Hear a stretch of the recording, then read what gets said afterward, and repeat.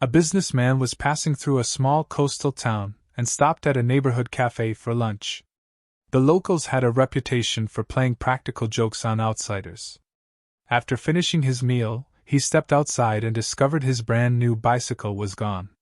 Without saying a word, he walked calmly back inside the cafe, climbed onto a chair, and slammed his briefcase down on the table with a loud bang. Everyone fell silent. He slowly looked around the room and said, "All right, whoever borrowed my bicycle has exactly as long as it takes me to finish one more cup of coffee." He paused just long enough to let the words sink in. "Because if my bike isn't back outside when I'm done, I'm going to have to do what I had to do in Chicago." The room became so quiet you could hear a spoon hit the floor. Nobody spoke. The businessman finished every last drop of his coffee, picked up his briefcase, and walked outside. Sure enough, his bicycle was leaning right where he'd left it. He smiled, unlocked it, and started riding away. The cafe owner hurried after him. "Excuse me, sir." The businessman stopped. "I've just got to know. What exactly did you have to do in Chicago?" The businessman shrugged and replied, "I had to walk home." At a busy daycare center, one of the caregivers was helping a little girl put on her brand new rain boots before they went outside. The child had asked for help, and the caregiver quickly realized why. She tugged. The little girl pushed. They twisted, wiggled, and wrestled with the boots until, after several exhausting minutes, they finally got both of them on. The little girl looked down and frowned. "Miss, they're on the wrong feet." The caregiver sighed quietly. Sure enough, they were. She carefully pulled both boots back off, a task almost harder than putting them on in the first place, and managed to get them onto the correct feet. Just as she finished, the little girl smiled and said, "Those aren't my boots." The caregiver closed her eyes for a second, took a deep breath, and calmly asked, "They aren't?" "No," the little girl said. "They're my cousin's. My mom said I have to wear them because she outgrew them." Suppressing every emotion she had, the caregiver removed the boots once again, and then struggled to get them back onto the child's feet for a third time. Finally finished, she helped the little girl into her raincoat and asked, "All right then. Where's your hat?" The little girl grinned. "I stuffed it inside my boots." After a monthly inventory quiz, the manager of a hardware store called one of the new employees into his office. "Kevin," he said, "I have a feeling you copied someone else's answers." Kevin looked offended. "Copied? You'll have to prove that." The manager nodded. "The first question was, which tool is commonly used to drive nails?" Susan wrote hammer. "And you wrote hammer." Kevin shrugged. "Well, everybody knows that." "Fair enough," said the manager. "The second question was, what tool is used to tighten a screw?" Susan wrote screwdriver. "And so did you." Kevin smiled. "I've done plenty of DIY projects." "I knew that one." The manager leaned back. "All right, but then we got to the last question. Which aisle contains the plumbing supplies?" Susan wrote, "I don't know." "And you wrote, me neither." An elderly fisherman was out on the lake one morning when a sudden gust of wind tipped his little rowboat over. After quite a struggle, he managed to swim ashore, soaked from head to toe. A kind woman who had been walking her dog saw what happened and hurried over. "Oh my goodness!" she exclaimed. "Are you all right?" The old fellow caught his breath and nodded. "I'll survive." She smiled warmly. "My cottage is just around the corner. Why don't you come in, dry off, and have a hot cup of coffee? You look frozen." He hesitated. "That's mighty kind of you, but my wife wouldn't be too happy about that." "Nonsense," the woman laughed. "I used to be a paramedic. I just want to make sure you're not hurt." Reluctantly, he agreed. At her cottage, she found him some dry clothes, checked him over for bumps and bruises, and poured him a steaming mug of coffee. As they chatted, he kept glancing toward the window. Finally, he stood up.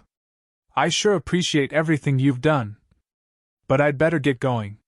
She smiled. Stay a little longer. Your wife doesn't have to know.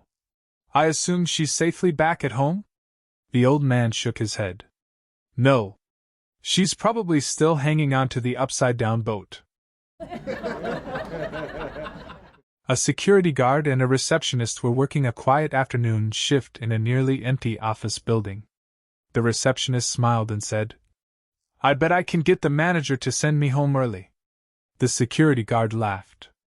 Not a chance. He'd make you work through a tornado. What's your plan? Just watch. She walked over to the lobby, climbed onto a sturdy bench, grabbed a decorative beam overhead, and hung there with her arms stretched out. A few moments later, the manager came around the corner. He stopped in his tracks. What on earth are you doing? Without missing a beat, she replied. I'm a security camera. I'm keeping an eye on everything. The manager rubbed his forehead. I think you've been working too many long shifts. Go home and get some rest. Really? Yes. Take the rest of the day off. She smiled, thanked him, grabbed her purse, and headed for the door. The security guard immediately stood up, picked up his jacket, and followed her. The manager called after him.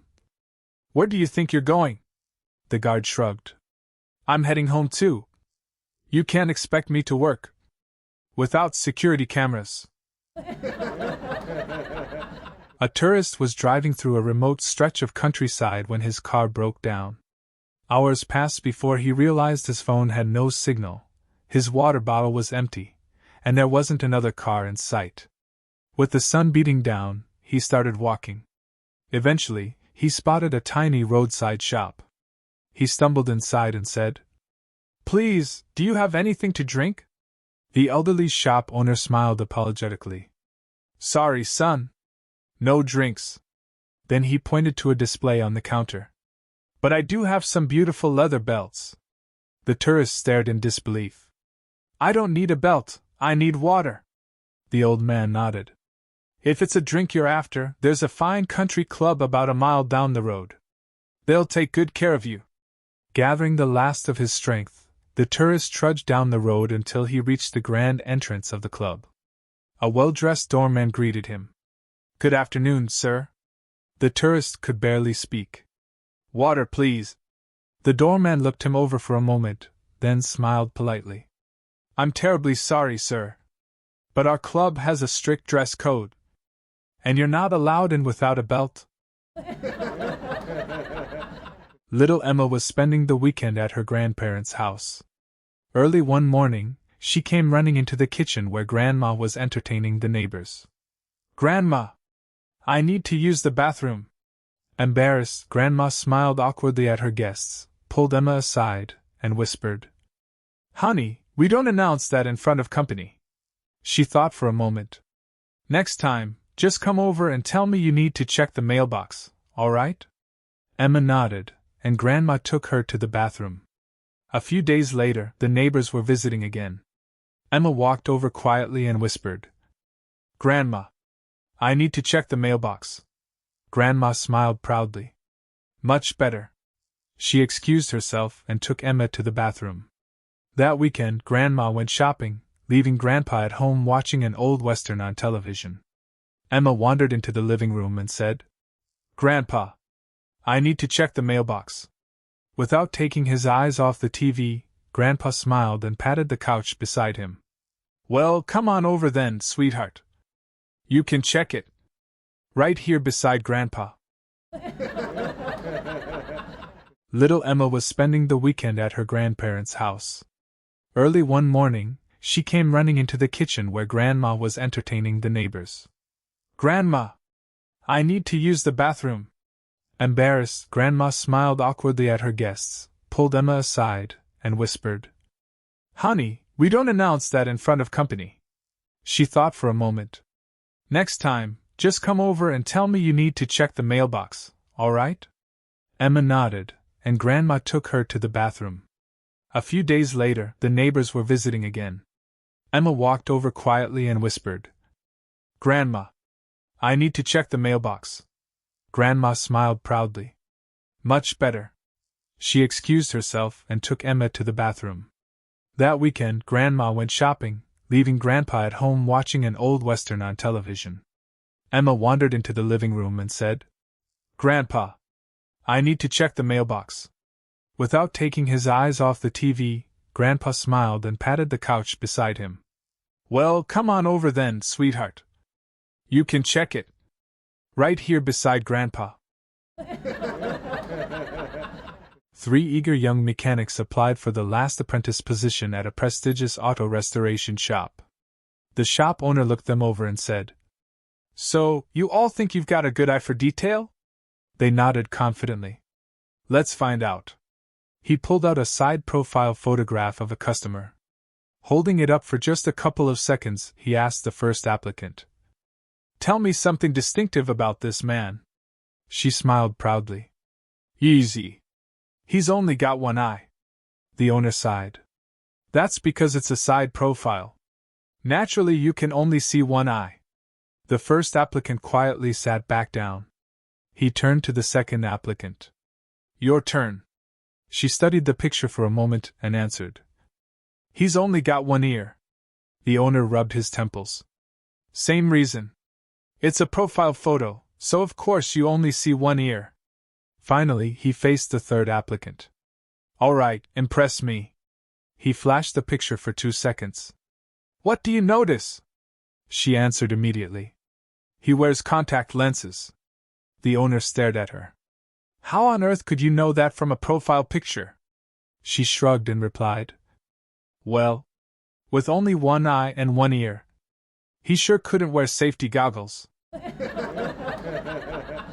For a sociology assignment, a college student had to interview at least 100 people about their favorite hobby.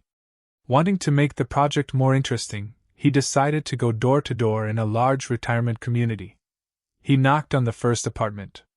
An elderly man answered. Good afternoon, sir, the student said. I'm conducting a survey for one of my classes. First, what's your name? Frank.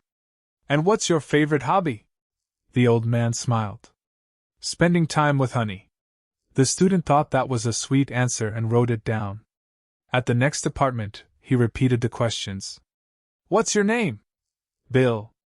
And your favorite hobby? Spending time with honey. Interesting. The next apartment. Name? George. Favorite hobby?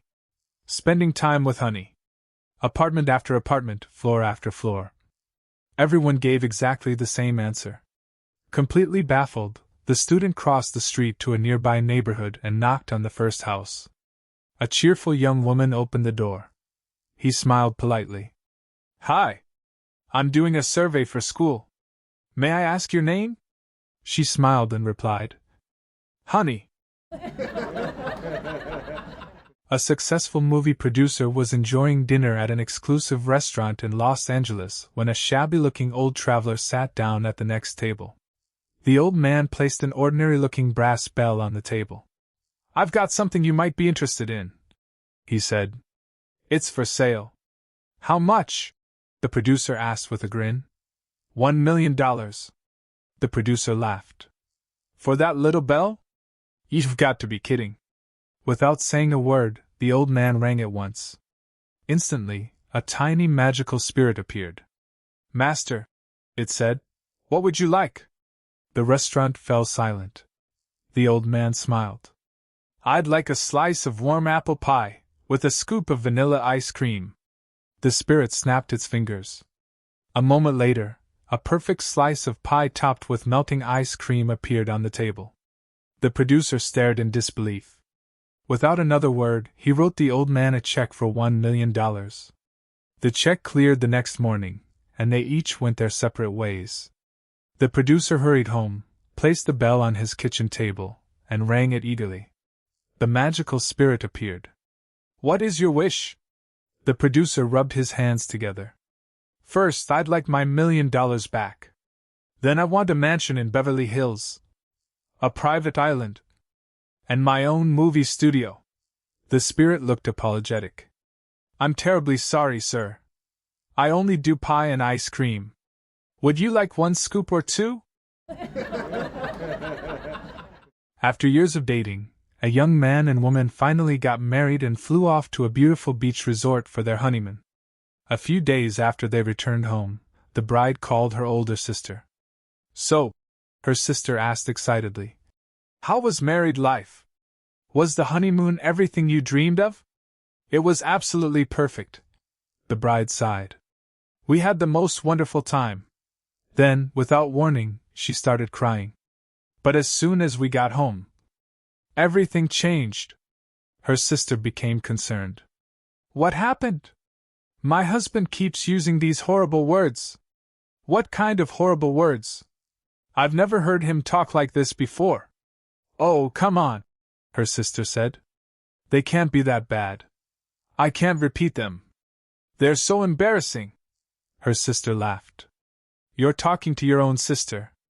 Tell me these terrible words." The bride took a deep breath and whispered. "They're words like laundry, vacuum, dishes, and dinner."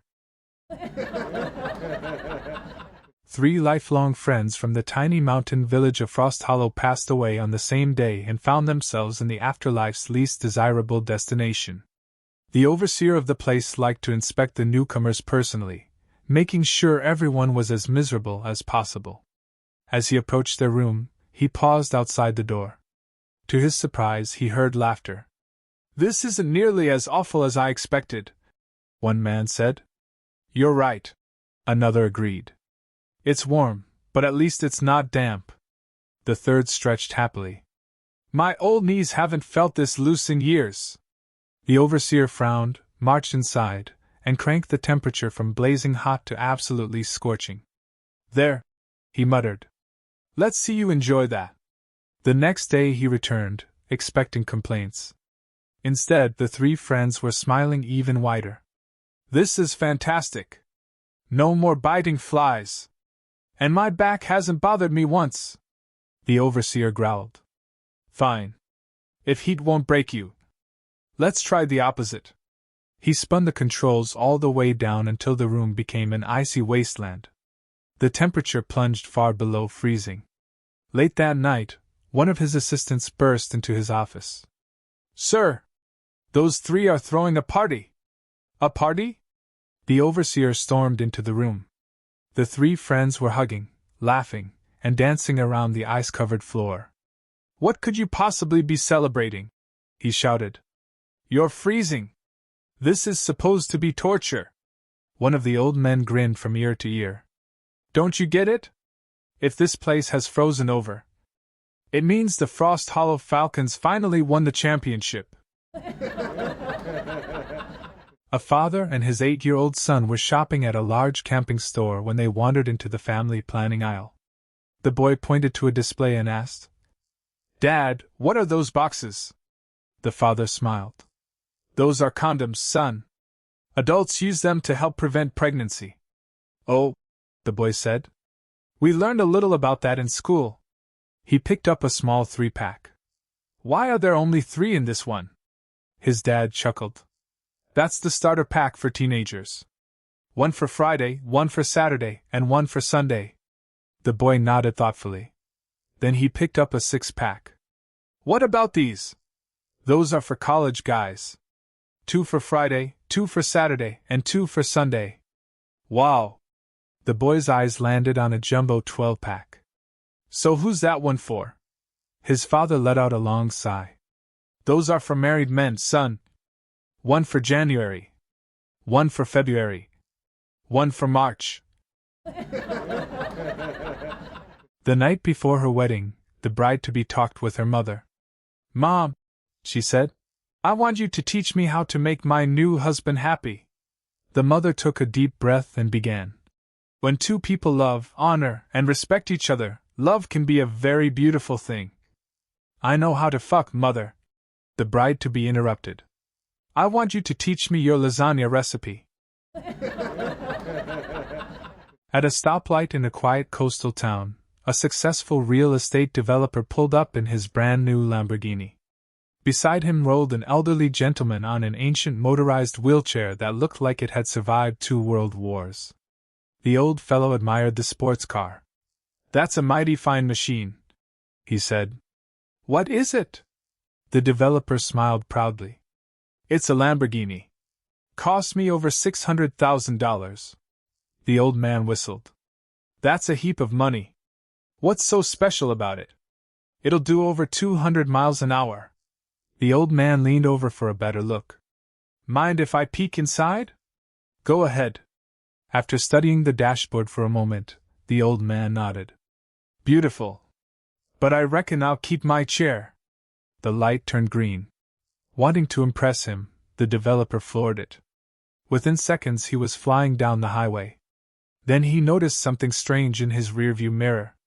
A tiny speck was closing the gap fast. Before he could make sense of it, whoosh! Something shot past him. He couldn't believe it. The old man in the wheelchair. Determined not to be outdone, the developer accelerated even harder. He roared past the old man and smiled to himself. 5 seconds later, there he was again in the mirror, gaining rapidly. The developer pushed the Lamborghini to its absolute limit. A moment later, bang!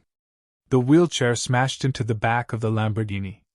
The developer slammed on the brakes and ran back. The old man was battered but still conscious. "Sir!" the developer cried. "I'm calling an ambulance. Is there anything I can do?"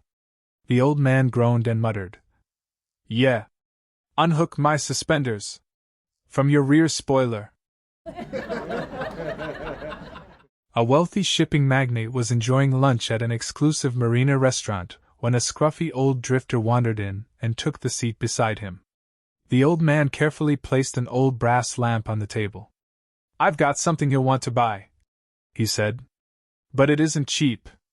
It'll cost you $1 million. The businessman laughed. $1 million? That rusty lamp isn't worth $10. The old man simply rubbed the lamp. In a puff of smoke, a genie appeared. "Master," he said, "what is your wish?" The entire restaurant fell silent. The old man smiled. "I'd like a hot cup of coffee, with 2 sugars. The genie snapped his fingers. Instantly, a steaming cup of coffee appeared on a silver tray with cream, sugar, and a spoon. The businessman couldn't believe his eyes. Without hesitation, he wrote the old man a check for $1 million. The old man looked at it carefully. "Mind if we stop by your bank first?" They drove to the bank together, the check cleared, and the old man happily walked away with his money. The businessman rushed back to his mansion, locked himself in his study, and eagerly rubbed the lamp. The genie appeared once again. "What is your wish, master?" The businessman grinned. "First, I want my $1 million back. Then I want a private island, a mega yacht, and my own fleet of luxury cars." The genie looked apologetically at him. "I'm terribly sorry, sir. I only serve tea and coffee. Would you like sugar with that?" A thief slipped into a small antique shop late one night, hoping to make off with a few valuable collectibles. As he quietly searched the shelves with his flashlight, a calm voice suddenly said, "I can see everything you're doing." The thief froze. His heart pounded as he switched off the flashlight and listened. Silence. After a full minute, he convinced himself he'd imagined it. He turned the light back on and reached for an old grandfather clock. Again the voice came. "I'm watching you." The thief spun around, shining the flashlight into every corner. Finally, he spotted a brightly colored cockatoo perched on a stand. "You were talking?" the thief asked. "I sure was," said the bird. "I figured I'd warn you." The thief laughed nervously. "Well, thanks, I guess. What's your name?" "Sherlock." The thief smirked. "Sherlock? Who names a bird Sherlock?" The cockatoo bobbed its head toward the dark back room. "The same people. Who named their Doberman?" "Inspector." A retired plumber was driving his battered old camper van when he pulled up beside a brand new luxury motorhome at a red light. He rolled down his window and called out, "That's a beautiful rig you've got there. Got a satellite phone inside?" The motorhome owner smiled proudly. "Of course." The old man nodded. "Nice. I've got one in my camper too." The light stayed red. The old man asked, "What about a refrigerator?" "Mine's got a full-size one." "Naturally," the owner replied. "It has a designer kitchen." "Very nice." "Mine's got a big screen TV too." "So does mine," the owner answered confidently. "It's one of the most expensive motorhomes money can buy." The old fellow grinned. "Well then, have you got a hot shower in there?" The owner hesitated. "No." The light turned green. That question bothered him so much that the very next day he took the motorhome back to the manufacturer and had a luxurious walk-in shower installed with marble walls, rain shower heads, heated floors, the works. A week later he finally spotted the old camper parked beside a quiet lake. Its windows were all steamed up. Pleased with himself, he hurried over and knocked on the door. No answer. He knocked again. Finally the old man cracked the door open, dripping wet with a towel around his shoulders. "What is it?" he asked. The motorhome owner smiled proudly. "I've got a hot shower in my motorhome now." The old man frowned and said, "You dragged me out of my bubble bath. Just to tell me that?" A hardware store clerk was stocking shelves one afternoon when an elderly customer walked up and asked, "Excuse me, son, where do you keep the paint thinner?" The clerk smiled politely. "Sorry, ma'am, we're completely sold out today. Our shipment comes in first thing tomorrow." She thanked him and wandered off. 5 minutes later she returned. "Young man, could you tell me where the paint thinner is?" The clerk forced another smile. "I'm sorry, ma'am. Like I said, we're out of paint thinner today. We'll have plenty tomorrow morning." "Oh, all right," she said, and walked away. A minute later. Tap, tap, tap. "Excuse me. Where can I find the paint thinner?" The clerk closed his eyes, took a deep breath, and said, "Ma'am, can I ask you something?" "Of course. How do you spell book, like in bookstore?" "B-O-K." "Good. Now how do you spell lamp, like in lamppost?" "L-A-M-P." "Excellent. Now tell me, how do you spell freakin', as in paint thinner?" She frowned. "There isn't any F in paint thinner." The clerk threw both hands in the air and shouted, "Lady, that's what I've been trying to tell you!" A businessman was driving through rural Tennessee when he noticed a series of strange billboards. The first one read, "Welcome to the Mercy House of Hospitality. Every guest leaves satisfied." He chuckled and kept driving. A few miles later another sign appeared. "Just 5 miles to the Mercy House. Friendly service awaits." Then another. "Next left, Mercy House. You won't regret it." His curiosity finally got the better of him. He turned onto a quiet country lane and soon arrived at a peaceful old monastery. A modest wooden sign beside the entrance simply read, "The Mercy House." He rang the large bell. An elderly monk opened the door with a warm smile. "Welcome, my son. How may we help you?"